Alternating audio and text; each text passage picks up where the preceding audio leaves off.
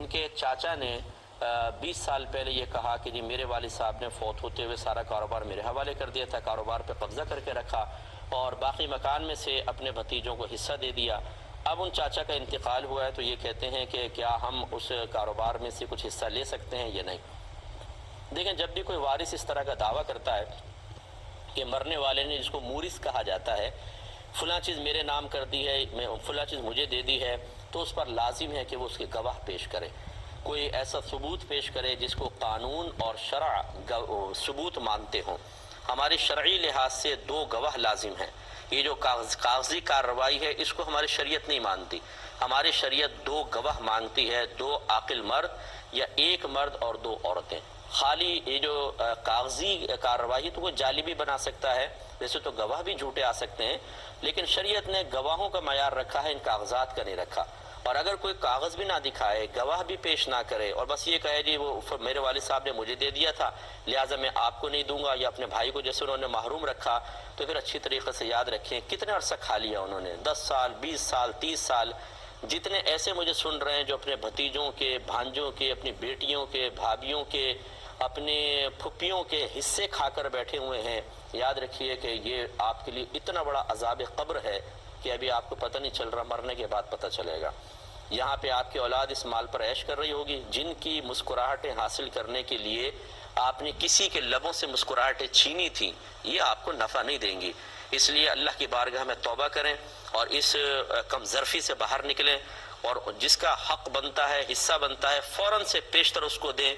बल्कि अगर आपने देने में कोताही की है और आप चाहते हैं कि कुछ गुनाहों का कफ़ारा हो जाए, तो जितनी कोताही की गई है उससे ज़्यादा उनको दीजिए, ताकि वो आपके लिए दुआएं करें तो शायद आपका गुनाह बख्शा जाए।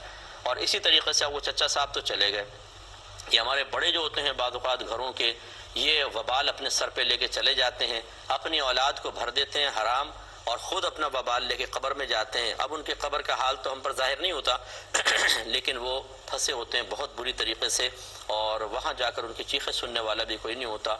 और मैंने अक्सर देखा है कि जिस औलाद के लिए अक्सर वालिदैन ऐसा करते हैं, वो औलाद हाथ उठा के अपने वालिदैन के लिए दुआ तक नहीं करती है। इसलिए अगर उनके बच्चे सुन रहे हों तो अपने वालिद साहब को अज़ाब से महफूज रखने के लिए अपने इन कज़न्स को फ़ौरन से पेशतर हिस्सा दें।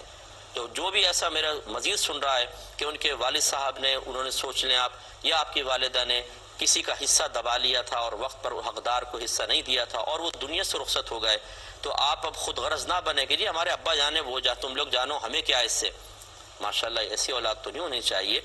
आपके अब्बा जान अगर आपके सामने आ जाएं, बेचारे अज़ाब क़ब्र में मुब्तला, उनकी चीखें निकल रही हों, कब्र की दीवारें उनको पीस रही हों, अल्लाह ताला ने आग मुसल्लत कर दी हो, सांप और बिच्छू अज़ाबात की शक्ल में उन पर चढ़े हों, तो क्या आप इसी बेहिसी का मुजाहरा करेंगे?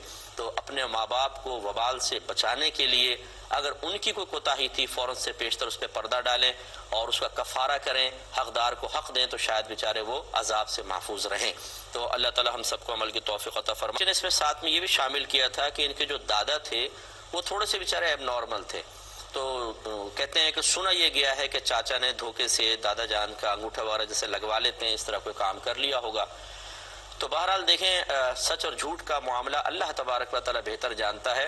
हम बाद औक़ात इस तरह के कागजात बनवा लेते हैं कि उस पर बड़ों के दस्तखत धोखे से ले लेते हैं और अंगूठे ले लेते हैं। जैसे भी मैंने आपको कहा कि दुनियावी कानून के एतबार से तो आप महफूज हो गए, लेकिन काश फिर दुनिया तक ही हम जिंदा रहते, इसके बाद फना हो जाते, फिर तो बहुत अच्छा आइडिया था कि किसी की भी ज़बरदस्ती लगवा के उसके माल पे कब्ज़ा करो और फिर बाद में कुछ भी नहीं रहेगा। लेकिन असल में तो अल्लाह तबारक व तआला ने इस आर्जी ज़िंदगी के बाद एक दायमी ज़िंदगी रखी है और वहाँ पर हिसाब व किताब अव्वलन होगा, द डे ऑफ जजमेंट, इसीलिए उसे कहते हैं। वहाँ पर सारे जमा होंगे। अगर आपके चचा ने झूठ बोलकर और धोखा दही करके अपने वालिद के अंगूठे वगैरह लगवा लिए थे, तो वहाँ वो बेचारे इतने शर्मिंदा और रुस्वा होंगे कि वो काबिल दीद मंजर होगा, इंतहाई काबिल रहम हालत में होंगे। और यहाँ के चंद टके वो चीख चीख के कब्र में कह रहे होंगे और उनको दुनिया में लाकर खड़ा कर दिया जाए, वो कहेंगे कि पूरी दुनिया का बेड़ा गर्क हो जाए, मुझे अज़ाब क़ब्र से बचा लो, मैं पूरी दुनिया को फ़िदिये के तौर पे देने के लिए तैयार हूँ। हम यहाँ पर मादी अशिया की ऐसी मोहब्बत में गिरफ़्तार होते हैं और समझते हैं कि सब कुछ है, हालांकि आखिरत के मुकाबले में इस दुनिया की कोई वैल्यू नहीं है। मेरे आका सल्लल्लाहु अलैहि वसल्लम फरमाते हैं कि अगर अल्लाह तबारक व तआला की बारगाह में इस दुनिया की अहमियत एक मच्छर के पर के बराबर भी होती तो किसी काफिर को एक घूंट पानी ना देता।